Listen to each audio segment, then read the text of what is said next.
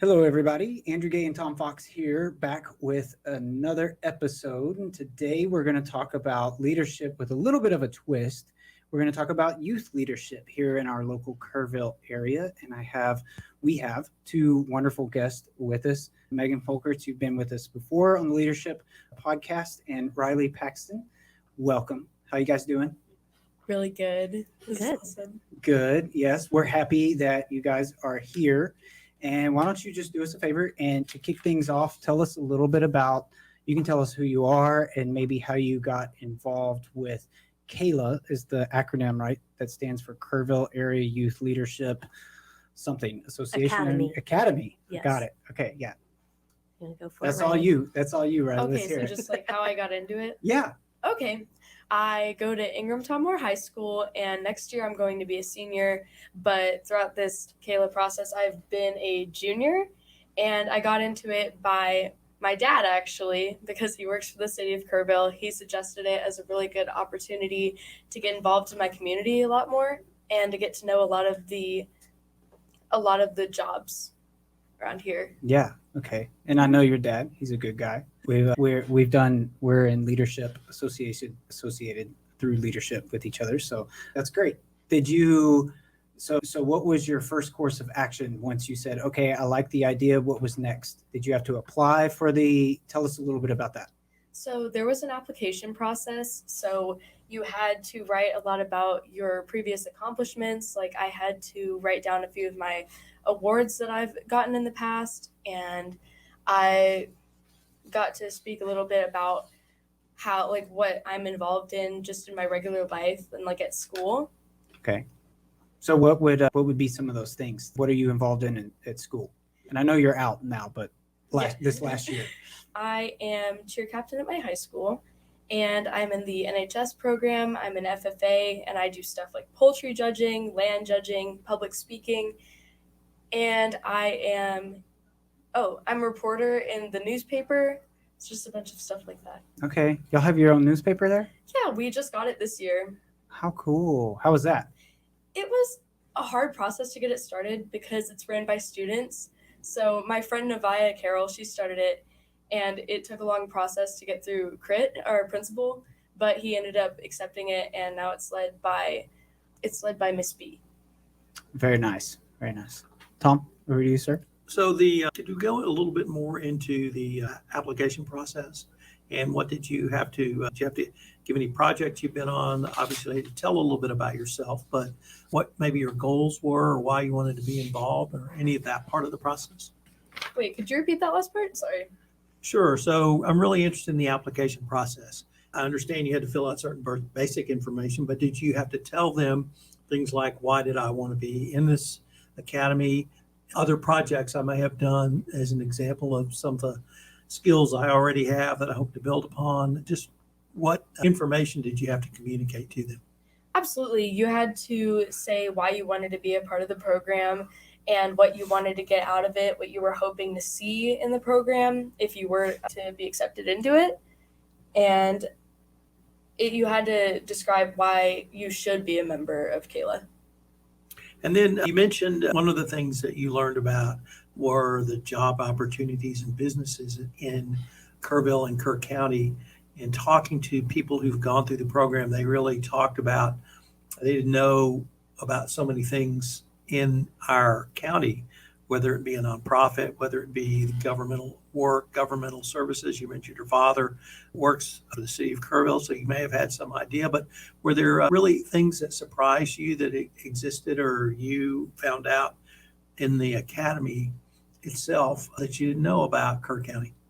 Absolutely. There's a bunch that surprised me actually when getting in my community a little bit more. Like we went to the water treatment plant, and that was really interesting because there was like all of these elaborate, like there was like pipes everywhere, and there was like chemicals, and it was a blast. And there was this one kind of like cylindrical tower that we had to climb up, and there was like water at the top of it, and it was really cool looking down and stuff. Yeah, we did our tour there not that long ago, and I always thought the first time that I went there, I thought that was really interesting because I think, Megan, you even mentioned on the leadership podcast, one of the questions I think you guys had posed to some of the possible participants for KAYLA was, what happens when you flush the toilet? And it's like, you don't really think about those things, right? And then all of a sudden, when you're faced with something like that and you're going through a tour of the water treatment plant, it's very clear, oh, this is where our water comes from. They suck it out of Nimitz Lake. They have to treat it and do things to it so that it can be pumped back through pipes so it makes it into our homes. Yeah, I'm with you. I think that was always eye-opening. Do you remember seeing anything about the ASR? Does that ring a bell? It's okay. So at the facility, when you're staring at it on the right-hand side, there's these things that pump water back into the ground. Do you remember them telling you about that? I do. Yeah, that was my favorite part, just because that it highlights that we were one of the first areas to pioneer that aquifer reserve system, and so it's pretty cool because you're like, oh, it's putting Kerrville on the map, but those are things that you just don't come into contact with, in specifically for you in your day-to-day life with school. You know, no one would have ever been talking about anything like that, right? Yeah. Yeah.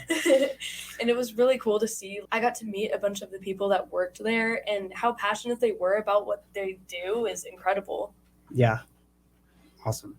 So what were some of the things that surprised you the most about what that you learned during the academy? So we had a bunch of people come in to present what they do in their jobs. There was slideshow presentations, like they went really in depth. And there was this one occupation that I became familiar with, which Kerrville really prioritizes the fun things, like our river trails and just free community things that we can all do together.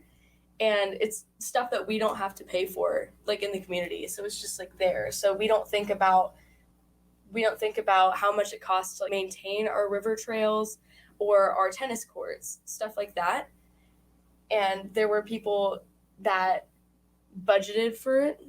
Yeah, absolutely. So they had to plan out all, and what was the number that? I don't remember. It was like millions. Millions. There's so much money that goes into it. It's crazy. And that was eye-opening for you, huh? Absolutely, because every single dollar is meant for something. It's all accounted for. Did you expect to see those kind of numbers when talking about something like that? Absolutely not. I had no Right. idea that they spent that much money on stuff for our community that we get for free. Yeah, it takes a lot of money to run a city. It really does. Megan, you got anything to add to any of this so far? I think Ry'lee's captured it pretty well. With the city, we offer this program basically just to look through city operations. So Sure. we haven't expanded it so much to align with leadership Kerr County just yet, but we do try and showcase everything as far as municipal government. So I'm trying to make the program a little more inclusive of our entire organization and not just certain departments. So this year I tried to do that, and we had, like Ry'lee mentioned, days where they came in and did PowerPoint presentations. And Sure. this year we did a little bit differently because we had the public information office come in, and I know you were interested in like the journalism marketing aspect of that. So we did that with municipal court. We did tours of the library facility. All right. And even myself, before doing anything like this, working for the city, you only get exposure to so much unless you make time to go out and do that. So I think it's great for those who are involved in the city and our high schoolers across the county. Yeah, you obviously got a lot out of it. You're so well spoken. I'm sure your dad is super proud of you. Thank you. Yeah, that's great. Tom, what else you Sure. got? Could you tell us, I mentioned obviously you're from Ingram and you go to Ingram Tom Moore High School. Were there people in your class at the academy who lived outside of Kerrville as well? Or were you it? I was not it. There was actually someone else from Ingram, Madison Collins. She's also our school's mascot, but she was involved in KAYLA with me as well. And then there was Gracie from Centerpoint. And Corbin also goes to Ingram now, but she went to OLH at the beginning of KAYLA. So she moved mid-year. And then we have Ellie, who's from Tybee. So she's from Kerrville area. All right. Very nice. And then, so yeah, what does that definition look like for y'all? Does it matter? Like where, just within Kerr County? Kerr County. Okay. All right. So I make it a point to try and locate any sort of school that's established within Kerr County and try and reach out to them and let them know the program ahead of time. And I brought our little application just to go over any highlights that we were interested in talking about. But so they have to be a Kerr County resident, currently enrolled in 9th to 12th grade for the school year. They have to complete our application, which has 4 questions on it that they need to elaborate on, and then provide a letter of recommendation from a nominating teacher. So those are the required items that we need for that. And we've accepted everybody that's applied so far. Last year, I think we had 10, and then this most recent school year, we had 6. Yeah. So And does it cost any money? it does not. Oh. And we meet once a month for an hour usually, and typically that's like a 4:30 to 5:30 time frame. So not Okay. too long after school gets out. Okay. But And yeah. where is that usually located? So we do tours. So typically we'll do certain ones if it's more city hall oriented at City Hall, but Okay. the majority of them we actually go to each facility. So within Kerrville, they don't I have to see. drive too far. Yeah, there you go. And had you ever been in anything like City Hall other than, I know your dad works for the city, but leaving that part out, had you ever been in there before? I had city tours previously. Okay. I knew the place. Okay. When were you exposed to that? Like through what programs? Did your school take you on like a field trip kind of thing there, or when did you see those? Do you know the Sky Bridge? I go there a bunch. Like I went there to take pictures a few times for my Okay. dance team, Okay. and mainly just exposure because of my dad. Okay. All right. All right. Fair enough. Fair enough. Tom, any other questions? So could you tell us when the next class will be? And you've talked a little bit about the application process, but maybe some key dates, and where online people can go for more information. Sure. So I don't have a specific date just yet, but typically we try and open it in August. We give students time to get acclimated back in school before having a deadline. So typically it's an August opening date, and then our applications close early September. And information can be found on the city website. Typically we have a little thing you can hover over and I want to apply for, and then KAYLA.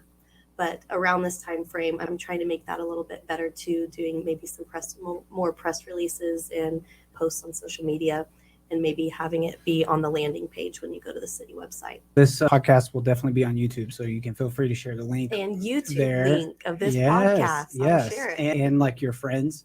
And speaking of that, because we're running towards the end of our time here today, do you have anything you want to say to maybe potential peers of yours that would want to do this program? Maybe why they should do it, encouragement for them to go through this program? All right, 2 words. Go for it. Oh wait, that's 3. Sorry, 3 words. Go for it. I can't math. That's But great.